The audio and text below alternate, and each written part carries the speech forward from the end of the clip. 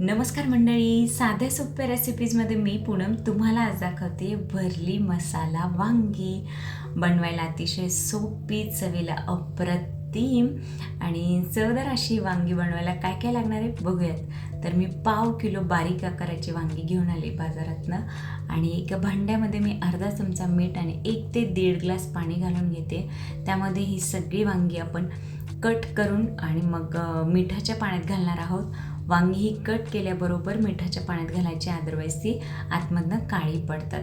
तर अशा प्रकारे वांगी कट करा. कट करताना चेक करा वांगी जर किडके असतील किंवा आळी असते, कधी कधी खूप काळी असतात आतनं, तर तशी न वापरता अगदी फ्रेश आणि छान वांगी आपण ह्या भाजीसाठी वापरणार आहोत.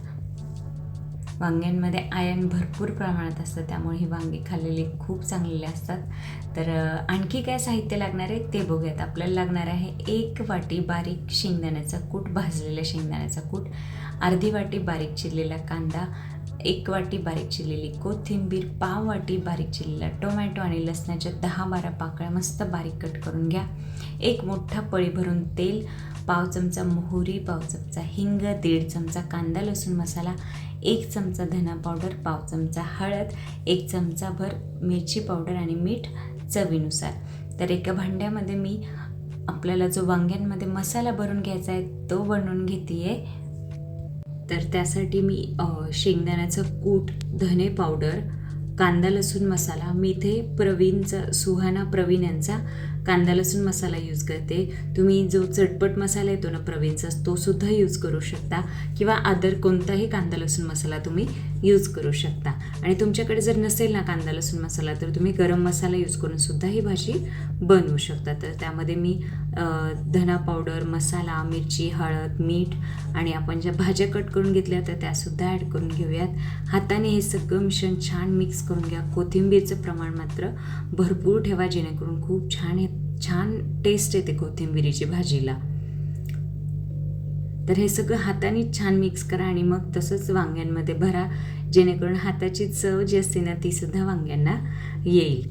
तर आपल्याला असं कधी कधी होतं की भरली वांगी बनवायची म्हणजे खूप कुटाण्याचं काम वगैरे, पण तुम्ही जर असा हा मसाला मीठ न घालता रात्रीच फ्रीजमध्ये बनवून ठेवला आणि सकाळी फक्त वांगी कट करून त्यामध्ये हा मसाला भरून तुम्ही सकाळी सकाळी जी टिफिनची गडबड असते, तर अशा वेळी तुम्ही ही अशी ट्रिक वापरून सकाळी पटकन अशी मसालेदार वांगी टिफिनला देऊ शकता.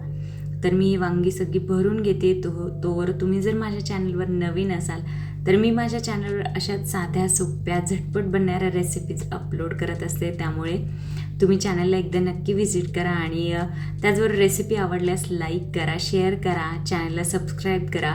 त्याचबरोबर बेल आयकॉनचं सुद्धा बटन प्रेस करा, जेणेकरून नवनवीन रेसिपीजचे अपडेट तुम्हाला येत राहतील. कढई तापत ठेवली मी, कढईमध्ये तेल घालून घेते. तेल तापल्यानंतर त्यामध्ये मोहरी, हिंग छान तडतडू द्या आणि नंतर त्यामध्ये सगळी वांगी 1 बाय 1 ॲड करा.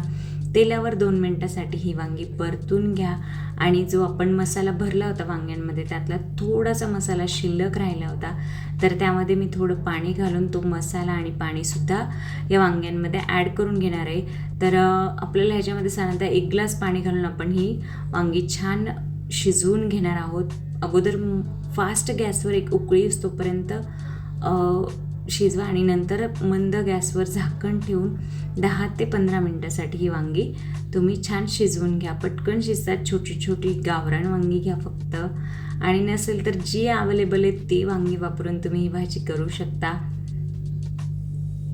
बनवायला अतिशय सोपी आहे, कोणत्याही प्रकारचं वाटण नाही आहे, काही नाही आहे. फक्त शेंगदाण्याचा कूट तेवढा रेडी हवा म्हणजे झालं, झटपट आपली ही भाजी तयार होईल.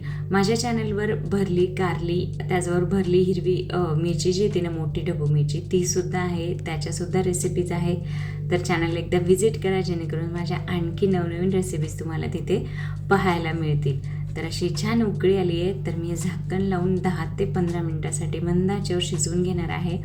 मध्ये मी एकदा हलवून घेतली होती वांगी, म्हणजे वांगी चारही बाजूने छान शिजतील. तुम्ही बघू शकता वांग्यांचा कलरही बदलला आहे, त्याचबरोबर मसाल्याला म्हणजेच रश्श्याला खूप छान रंग आला आहे. तर अशी वांगी आपली तयार आहे. कोथिंबीर घालून सर्व करून घेऊयात.